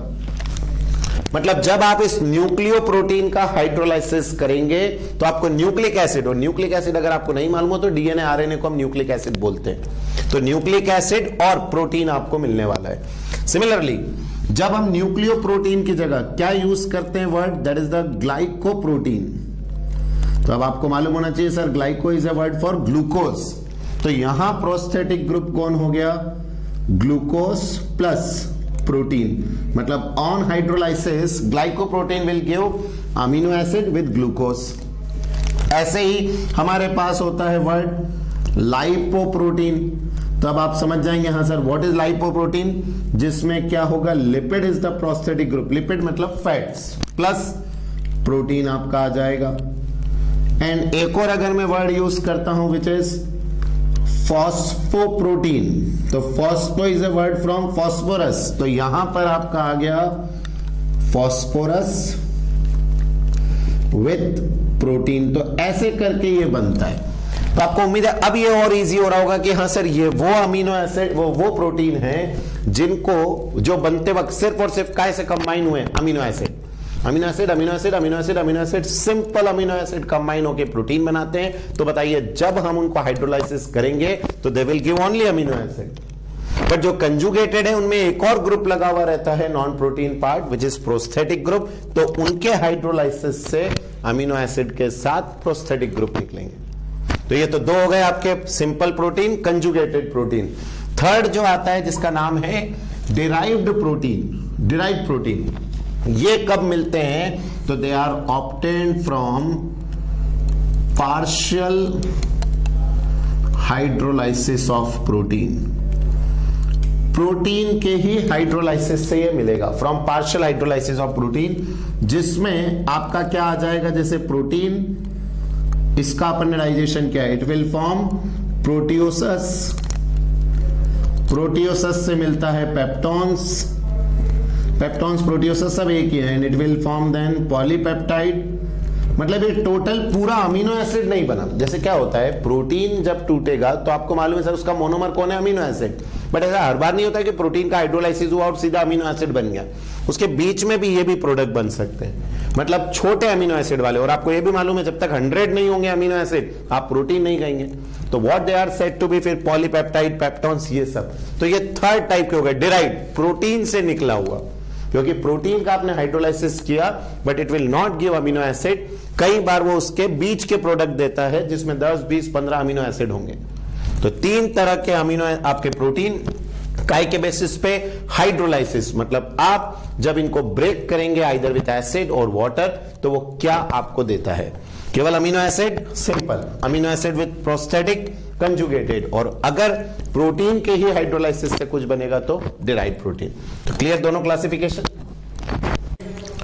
क्लासिफिकेशन के बाद अब जो सबसे इंपॉर्टेंट और ज्यादातर क्वेश्चन पूछा जाता है प्रोटीन्स में वो है इसका structure, that is the structure of protein, the most important. ध्यान रखिएगा अभी आपने क्लासिफिकेशन पढ़ा है, अब है इसका स्ट्रक्चर। हमें पता है amino acid, amino acid, amino acid, amino acid combine होंगे, प्रोटीन बनाएंगे। प्रोटीन एक बायोपॉलीमर है, क्योंकि आपको मालूम है आर्टिफिशियली सिंथेसाइज नहीं कर रहे हैं हम। एंड नाउ अब जब ये बायोपॉलीमर बन गया है तो ये डायरेक्ट नहीं बनता है, प्रोटीन डायरेक्ट नहीं बनता है, इसके कुछ कुछ स्ट्रक्चर्स होते हैं, फिर वो आपका फंक्शनल होता है। क्या बोलना चाह रहे हैं, स्ट्रक्चर में सबसे पहला जो प्रोटीन का स्ट्रक्चर आता है वो है इसका primary structure, primary structure of protein. Now what is primary structure? Primary structure होता है linear sequence of amino acid, linear sequence of amino acid को ही हम प्राइमरी स्ट्रक्चर ऑफ प्रोटीन बोलते हैं। क्या होता है इसमें, सिंपली एक अमीनो एसिड दूसरे अमीनो एसिड से, दूसरा तीसरे से, ऐसा चौथा, ऐसे ये कंबाइन होते चले जाते हैं। मतलब अपन कहेंगे इसे प्रोटीन का एक ढांचा बन रहा है। अभी इस कंडीशन में प्रोटीन जो है वो बायोलॉजिकली नॉन फंक्शनल होता है, बायोलॉजिकली नॉन फंक्शनल है। अब आप कहेंगे सर बायोलॉजिकली नॉन फंक्शनल का क्या मतलब हुआ? जैसे इंसुलिन है, आपको पता होना चाहिए इंसुलिन का काम है शरीर में ब्लड के अंदर ग्लूकोज के लेवल को डाउन करना। तो अगर आप खाना खाते हैं, कोई मिठाई खाते हैं, आपके ब्लड में ग्लूकोज का लेवल बढ़ता है तो इंसुलिन उसको कम करता है, that is it's biological function. लेकिन वो फंक्शन प्राइमरी स्ट्रक्चर में परफॉर्म नहीं हो सकता। तो आप यही कहेंगे कि सर प्रोटीन, जैसे अपना एक घर बनता है, समझना, तो घर कोई डायरेक्टली नहीं बन जाता है कि पहले दिन आपके घर का पूरा तैयार हो गया। पहले घर के पिलर्स खड़े होते हैं, फिर उसकी दीवारें बनती हैं, फिर उस पर प्लास्टर होता है, फिर कलर होता है, देन वो रहने के लायक बनता है। तो जब पहले उसमें पिलर खड़े हुए हैं तब हम कहेंगे that is a primary structure of home, but that is not for living purpose, अभी उसको और बनना बाकी है। तो वैसे ही प्रोटीन के केस में बनेगा पहले प्राइमरी, फिर बनेगा सेकेंडरी, फिर बनेगा टर्शरी, लेकिन जब तक वो सबसे फाइनल रूप में नहीं आ जाता टर्शरी या क्वाटरनरी में, तब तक प्रोटीन आपका नॉन फंक्शनल होता है। तो मैं आपको यहां यही समझा रहा हूं कि पहले प्रोटीन होता प्राइमरी स्ट्रक्चर में है, simple linear sequence amino acid का रहता है, बायोलॉजिकली ये नॉन फंक्शनल होता है, और इसमें जो बॉन्ड इसमें जो प्रेजेंट है वो सिर्फ और सिर्फ कौन से बॉन्ड रहते हैं, that is the peptide bond इसके अंदर प्रेजेंट रहते हैं। तो the only bond that is present in this structure is the peptide bond. तो बोलो पहले इतना कंसेप्ट समझ में आया सर प्राइमरी। अब जैसे जैसे प्राइमरी स्ट्रक्चर में प्रोटीन और जुड़ते चले जाते हैं तो ये चेंज हो जाता है, that is in the secondary structure में। और the most important question for competition कई बार आ चुका है कि सेकेंडरी स्ट्रक्चर को स्टेबलाइज करने के लिए, प्राइमरी से ही सेकेंडरी बनता है, बट इसको स्टेबलाइज करने के लिए कौन सा बॉन्ड रेस्पॉन्सिबल है? तो आपका जवाब होगा सर इसको स्टेबलाइज करता है हाइड्रोजन बॉन्ड। मतलब in case of secondary structure we have two type of bond, एक तो है आपका पेप्टाइड और दूसरा जो आ जाता है वो है हाइड्रोजन बॉन्ड। और ये जो हाइड्रोजन बॉन्ड है that is responsible for stabilising the secondary structure में। फिर रिपीट कर रहा हूं, कई बार आ चुका है कंपटीशन में। और सेकेंडरी में आने का कोई वो नहीं, इसमें भी ये बायोलॉजिकली क्या रहता है, नॉन फंक्शनल, मतलब अभी भी वो फंक्शनल नहीं हुआ है। और इन केस ऑफ सेकेंडरी स्ट्रक्चर दो तरह के बनेंगे, एक होगा उसको कहेंगे हम अल्फा हेलिक्स, एंड दूसरा जो बनेगा उसको हम कहेंगे that is the beta pleated. तो we have two types of secondary structure of protein, alpha helix and beta pleated. Now what is alpha helix? Alpha helix कुछ इस तरह का स्ट्रक्चर बनता है, in the shape of a helix, ऐसा ये रहता है। और ये हेलिक्स कौन सा रहता है? That is the right handed helix. ये है राइट हैंडेड हेलिक्स, ये होता है जैसे आपका थंब और ये finger, this is right handed, not the left handed. ये राइट हैंडेड हेलिक्स रहता है, और इसमें यहां पर जैसे आपके पास है सपोज N और ये H, और नीचे प्रेजेंट है C डबल बॉन्ड O, तो ये आपस में हाइड्रोजन बॉन्ड बना लेते हैं। तो ऊपर वाले का NH, नीचे वाले का CO। ऐसे यहां पर अगर मैं बना दूं NH और नीचे वाले का ले लें CO, तो ये इनके बीच में बॉन्ड। तो ऐसे करके with the help of hydrogen bond ये जो आपका स्ट्रक्चर है ये स्टेबलाइज हो जाता है, and that is said to be the secondary structure. उसमें ये अल्फा हेलिक्स। एंड दूसरा जो स्ट्रक्चर बनता है वो इस शेप का होता है, like this, in the form of folds, जैसे एक के ऊपर ऐसे ड्रैप किए हुए हो, इस तरह का रहता है। ये हो गया आपका अल्फा हेलिक्स स्ट्रक्चर, ये हो गया आपका बीटा प्लीटेड स्ट्रक्चर। और इस बीटा प्लीटेड में भी सेम, यहां से हाइड्रोजन बॉन्ड, यहां से हाइड्रोजन बॉन्ड, यहां से ये इस तरह का अरेंजमेंट रहता है। हाइड्रोजन बॉन्ड से ही दोनों स्टेबलाइज होते हैं। तो पहले बनता है primary is simply the linear sequence of amino acid, but linear sequence of amino acid में प्रोटीन काम का नहीं है, वो अपने आप को चेंज करता है, उसमें एक नया बॉन्ड आता है हाइड्रोजन बॉन्ड, जिसके कारण वो या तो अल्फा हेलिक्स शेप में आ जाता है या बीटा प्लीटेड में आ जाता है, लेकिन अभी भी वो फंक्शनल नहीं हुआ है। इसके बाद वो जाता है आपके थर्ड स्ट्रक्चर में, which is the tertiary structure. Primary, secondary and now the tertiary. Tertiary में आके वो बायोलॉजिकली फंक्शनल हो जाता है। तो अब मैं कहूंगा कि in case of tertiary maximum जो प्रोटीन है वो बायोलॉजिकली क्या हो चुके हैं, functional. That means they are able to perform the function जिसके लिए वो बने हैं, बायोलॉजिकली फंक्शनल। रही बात यहां पर बॉन्ड कौन कौन से इन्वॉल्व रहेंगे, तो पेप्टाइड तो रहेगा ही जिसके थ्रू अमीनो एसिड जुड़े हैं, हाइड्रोजन भी रहेगा, और जो नए बॉन्ड आ जाते हैं उसमें एक important that is the disulphide bond, एक आ जाता है आपका हाइड्रोफोबिक बॉन्ड, एक आपका आ जाएगा दैट इज द वान डर वाल फोर्स। तो ऐसे करके कई सारे फोर्सेस इसमें इन्वॉल्व हो जाते हैं और ये इस स्ट्रक्चर को एक देते हैं 3 डायमेंशनल स्ट्रक्चर। तो हमसे ये भी अगर पूछा जाए कि कब प्रोटीन 3D स्ट्रक्चर अज्यूम करता है, तो आपका जवाब होगा जब वो टर्शरी स्ट्रक्चर में आ जाता है। और इसको ड्रॉ करने के लिए आपको सिंपली कुछ भी नहीं, बस ये इस तरह से प्रोटीन अपने ही आप में क्या होता चला गया, फोल्डेड अपॉन इटसेल्फ। इसको कहते हैं फोल्डेड अपॉन इटसेल्फ, ये ऐसा होता चला गया और ये जो बन के तैयार हुआ that is the tertiary structure. बहुत ही ज्यादा कॉइल्ड अरेंज्ड हो गया स्ट्रक्चर और फंक्शनल अब ये हो चुका है। और ऐसे ही अब इनमें फोर्थ हम बात करें that is of quaternary structure की। तो इन केस ऑफ क्वाटरनरी ऐसे कई सारे, जैसे एक ये हो गया आपका टर्शरी, एक ये हो गया आपका टर्शरी, एक ये हो गया आपका टर्शरी, एक ये हो गया आपका टर्शरी, ऐसे कई सारे अगर टर्शरी इकट्ठे हो जाते हैं और तब जो स्ट्रक्चर मिलके बनता है उसको हम क्वाटरनरी कहते हैं। क्वाटरनरी का एक बेस्ट एग्जांपल है वो है आपका हीमोग्लोबिन, आपने सुना ही होगा, विच कैरी ऑक्सीजन। और एक और होता है example that is the insulin. तो हीमोग्लोबिन में 4 टर्शरी प्रोटीन होते हैं, उनके नाम होते हैं 2 अल्फा और 2 बीटा। और ऐसे इंसुलिन में 2 होते हैं, एक होती है अल्फा चेन, एक होती बीटा चेन। तो मैं आपको यही कहना चाह रहा हूं कि जब शुरू में प्रोटीन बनना शुरू होता है तो सिंपल अमीनो एसिड कंबाइन होते हैं, लीनियर सीक्वेंस बनता है, but that protein is not functional. फिर वो उसमें एक और नया बॉन्ड लाता है that is the hydrogen bond, जिसके कारण आइदर वो हेलिक्स या आइदर ऐसा शीट लाइक स्ट्रक्चर बनाता है, but that is again non functional. फिर वो अपने आप में कॉइल होता चला जाता है, कॉइल होके एक 3D स्ट्रक्चर अज्यूम करता है जिसमें कुछ नए बॉन्ड्स और इन्वॉल्व होते हैं एंड नाउ ये फंक्शनल हो जाता है। और जब कई सारे टर्शरी मिलके एक और नया बनाते हैं तो it is said to be quaternary, जिसमें example haemoglobin which carry the oxygen, insulin which lower the blood glucose, ऐसे ये बनने लगते हैं। तो 4 तरह के स्ट्रक्चर हैं प्रोटीन के, primary, secondary, tertiary and quaternary, and that is the most important for board exam.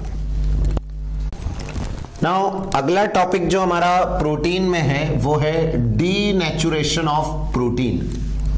Denaturation that means nature को खो देना। आप समझना, अभी आपने स्ट्रक्चर ऑफ प्रोटीन में पढ़ा कि प्रोटीन प्राइमरी में नॉन फंक्शनल था, सेकेंडरी में नॉन फंक्शनल था, लेकिन जैसे ही उसने टर्शरी और क्वाटरनरी स्ट्रक्चर को अज्यूम किया प्रोटीन फंक्शनल हुआ।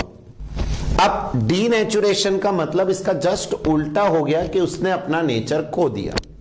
और नेचर खो देने का सिंपली मैं क्या कहूं कि प्रोटीन जो कि टर्शरी या क्वाटरनरी में था वो अब प्राइमरी या सेकेंडरी में आ गया है। तो अपन यहां बात करें, देखिए स्ट्रक्चर वाइज ये मैंने बनाया आपके सामने, that will be the tertiary coiled structure, 3D structure of a protein. But due to change in, अब आपने क्या यहां पर चेंज कर दिया टेम्परेचर, दैट मीन्स उसको हीट दे दी, आपने उसका चेंज कर दिया दैट इज द पीएच, आपने उसमें कोई केमिकल डाल दिया, कोई भी ऐसी चीज XYZ by heating, by changing pH, by adding chemical, अगर इसका प्रोटीन का जो कि कौन सा स्ट्रक्चर है टर्शरी स्ट्रक्चर, ये अनवाइंड होके ऐसा खुल जाता और इसमें आ जाता हो, बताओ लीनियर स्ट्रक्चर कौन सा हो गया, ये प्राइमरी स्ट्रक्चर हो गया। तो वो प्रोसेस जिसमें प्रोटीन का tertiary structure by changing the temperature, pH, by adding chemical और XYZ ऐसी कोई सी भी कंडीशन जो प्रोटीन के टर्शरी स्ट्रक्चर को काय में लेके आ जाती हो प्राइमरी स्ट्रक्चर में, then that process is said to be denaturation. और आपको यह भी क्लियर है कि सर टर्शरी में प्रोटीन जो था वो था फंक्शनल, बट इस प्रोसेस के बाद जब वो प्राइमरी में आ गया ये हो गया है नॉन फंक्शनल, मतलब कोई काम का नहीं रहा है, उसने अपना नेचर खो दिया है। अच्छा, कई बार क्या होता है प्रोसेस रिवर्सिबल भी होता है, दैट मीन्स आपने जैसे गर्म किया और गर्म करते वापस अगर उसको ठंडा कर दिया, हर बार नहीं बट कुछ में ये वापस रीनेचर्ड हो जाता है, मतलब वापस टर्शरी में आ जाता है। तो अगर वो टर्शरी से प्राइमरी में गया तो आपने क्या नाम रखा है, डीनेचुरेशन। लेकिन कई सारे केसेस में अगर हम कंडीशन को वापस रिवर्स कर दें तो ये वापस अपने टर्शरी स्ट्रक्चर में आ जाता है and that is said to be renaturation of protein. तो बिगड़ने का नाम हो गया डीनेचुरेशन, वापस आ जाने का नाम हो गया रीनेचुरेशन ऑफ प्रोटीन। तो बताओ दोनों पहले क्लियर है answer? What is denaturation, what is renaturation? अब डेफिनेशन से समझते हैं। Denaturation, star mark for board exam, the process that brings about changes in काय में physical as well as biological properties of the protein। Physically tertiary से आ चुका है primary में और बायोलॉजिकली में पहले फंक्शनल था वो गया नॉन फंक्शनल। तो बताओ दोनों प्रॉपर्टी बदल गई, physical as well as biological. तो आपका जो डेफिनेशन है वो प्रोसेस जो क्या बदल दे, फिजिकल और biological property of the protein, उसी को हम कहते हैं डीनेचुरेशन। और डीनेचुरेशन की अगर कंडीशन को रिवर्स कर दे तो कई सारे केसेस में, सब में नहीं, कई सारे केसेस में प्रोसेस वापस रिवर्स हो जाता है और जो प्राइमरी से वो वापस टर्शरी में आ जाएगा and that is said to be renaturation. अब फीचर्स की बात करें तो chemically denaturation does not change the, क्या नहीं बदलता है, primary structure, but changes the secondary and tertiary structure of protein. अब आप खुद सोचिए प्राइमरी को क्या बदलेगा, ऑलरेडी प्राइमरी में आने के बाद वो खत्म हो जाता है, प्राइमरी से आगे कुछ नहीं बिगड़ता है। बट हाँ अगर टर्शरी है तो प्राइमरी हो जाएगा, सेकेंडरी है तो प्राइमरी हो जाएगा। तो फर्स्ट थिंग, केमिकली डीनेचुरेशन किसको नहीं बदलता है, प्राइमरी को, किसको बदलेगा, सेकेंडरी एंड टर्शरी को। And denaturation of protein can be caused by, कैसे, चेंज इन पीएच बदल दिया, टेम्परेचर बदल दिया, या by adding certain denaturing agent, that is the chemicals आपने उसमें ऐड कर दिए। थर्ड है हमारे पास डीनेचर्ड प्रोटीन लूजेज इट्स, क्या लूज कर देता अपनी बायोलॉजिकल एक्टिविटी। आपको क्लियर है कि जो फंक्शनल था वो नॉन फंक्शनल हो गया। फोर्थ है कि during denaturation the protein molecule unwind from an ordered and specific conformation into more random conformation. बिल्कुल बराबर से था, एक ऑर्गेनाइज था, बट ये सब बदलने से बिल्कुल बिखर गया। दैट मीन्स हम कहेंगे उसकी क्या बढ़ गई, एंट्रोपी बढ़ गई, बिखर चुका है पूरी तरह से, entropy increases. And last it may be reversible और it may be irreversible. Reversible हुआ तो प्रोसेस का नाम क्या हो जाएगा, रीनेचुरेशन। इरिवर्सिबल है तो डीनेचुरेशन, तुम कह ही रहे। तो ये कुछ फीचर्स हैं और सिंपल छोटी सी बात की जाए तो सर जो प्रोटीन टर्शरी और क्वाटरनरी में फंक्शनल था, अगर बाय चांस टेम्परेचर बिगड़ जाए, केमिकल डल जाए या कोई पीएच चेंज हो जाए तो वो जो प्रोटीन है वो अपनी क्या खो देता है, बायोलॉजिकल एक्टिविटी, वो जिस काम के लिए वो काम नहीं कर पाता, and the process is said to be denaturation. अब अपने शरीर की अगर हम एक बात करें तो हमारे शरीर में जो प्रोटीन्स है दैट आर वेरी इंपॉर्टेंट। और अगर हमें बहुत ज्यादा तेज बुखार आ जाता है, टेम्परेचर हमारी बॉडी का बहुत ज्यादा बढ़ जाता है, तो हमारी बॉडी के भी जो प्रोटीन्स है वो डीनेचर्ड होने लग जाते हैं और कई बार इतने ज्यादा हो जाते हैं कि इट रिजल्ट इनटू डेथ। आपको क्लियर? और ऐसे जैसे कभी बहुत ज्यादा एसिडिटी हो जाती है तो भी आपने देखा होगा डाइजेशन डिस्टर्ब हो जाता है। तो क्यों, एसिडिटी ज्यादा हुई, पीएच बदला तो एंजाइम्स जो है, एंजाइम क्या है, प्रोटीन, उनका स्ट्रक्चर चेंज हो जाता है, दे विल नॉट वर्क। तो ऐसे कई सारे एग्जाम्पल हैं और इसमें एक और मैं आपको देता हूं, that is the curdling of milk. Curdling of milk आपको पता होना चाहिए, मिल्क में एक प्रोटीन होता है उसको कहते हैं केसिन। केसिन नाम का प्रोटीन मिलता है। तो जब आपका मिल्क से क्या बनता है, दही, अपन कहेंगे कर्डलिंग ऑफ मिल्क, मतलब दूध से दही बनाना, उस वक्त भी डीनेचुरेशन का प्रोसेस होता है जिसमें प्रोटीन जो आपका है केसिन मिल्क के अंदर वो डीनेचर्ड हो जाता है।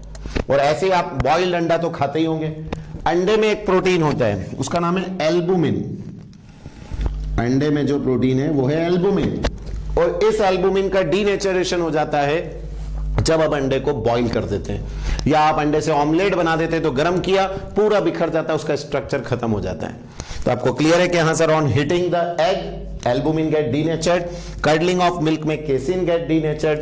व्हाट इज डीनेचर्ड, जिसमें प्रोटीन जो कि टर्शरी में था, बायोलॉजिकली फंक्शनल था, इन सब कंडीशंस की वजह से वो हो गया नॉन फंक्शनल, और उसका जो कन्फर्मेशन था वो टर्शरी से काय में आ गया, प्राइमरी में। तो important question, what is denaturation of protein.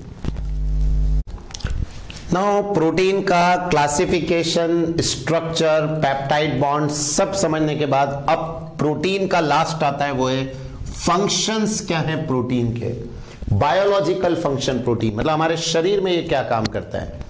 पढ़ाना जब शुरू किया था प्रोटीन, तब मैंने कहा था protein is the building block of our body. ये जो मेरा पूरा शरीर है वो प्रोटीन का बना हुआ है। तो इसका जो सबसे इंपॉर्टेंट फंक्शन है वो है स्ट्रक्चरल मटेरियल। पूरी बॉडी का मेन अपन कहेंगे चीफ स्ट्रक्चरल मटेरियल है। अगर अपन बात करें मसल्स तो काय की बनी हुई है, मायोसिन की, हेयर्स नेल्स काय के बने हुए हैं, केराटिन के। तो हमारा मैक्सिमम जो शरीर है वो काय का बना हुआ है, प्रोटीन का। तो what we will say that is the main structural material of our body. दूसरा बात करें ट्रांसपोर्ट एजेंट, तो आपने सुना ही होगा हीमोग्लोबिन। बताइए क्या फंक्शन है हीमोग्लोबिन का? It carry oxygen, carbon dioxide from one part of the body to the other part. तो क्या ये ट्रांसपोर्ट की तरह काम कर रहा है कि एक चीज को दूसरी जगह ले जाने का काम? तो ये प्रोटीन का दूसरा फंक्शन हो गया कि it act as a transport agents. Third बात करें एंजाइम्स। एंजाइम्स सारे ही प्रोटीन होते हैं, चाहे माउथ में सलाइवरी अमाइलेज हो, पेट के अंदर आपका पेप्सिन हो, ट्रिप्सिन हो, कई तरह के एंजाइम्स होते हैं। तो बताइए जितने भी एंजाइम है वो सब क्या है? प्रोटीन। तो क्या ये हमारी मदद कर रहे हैं डाइजेशन में? हम जो खाना खा रहे हैं, और ऐसा नहीं केवल डाइजेशन, कई सारे प्रोसेस हैं जो एंजाइम्स की मदद से होते हैं। यहां तक कि हमारा सांस लेना, सब कुछ हमारे शरीर में आर कंट्रोल्ड बाय एंजाइम्स। और what are enzyme? Enzyme are protein. तो इनडायरेक्टली कहे प्रोटीन ही सबसे इंपॉर्टेंट वर्क कर रहा है। देन फोर्थ बात आती है मेटाबॉलिक रेगुलेटर। मेटाबॉलिक रेगुलेटर में एक एग्जांपल दूंगा मैं, इंसुलिन। इंसुलिन आपके ब्लड ग्लूकोज लेवल को मेंटेन करता है। तो शरीर में जो ब्लड ग्लूकोज का लेवल है उसको सेट करने का काम आपके इस इंसुलिन का रहेगा।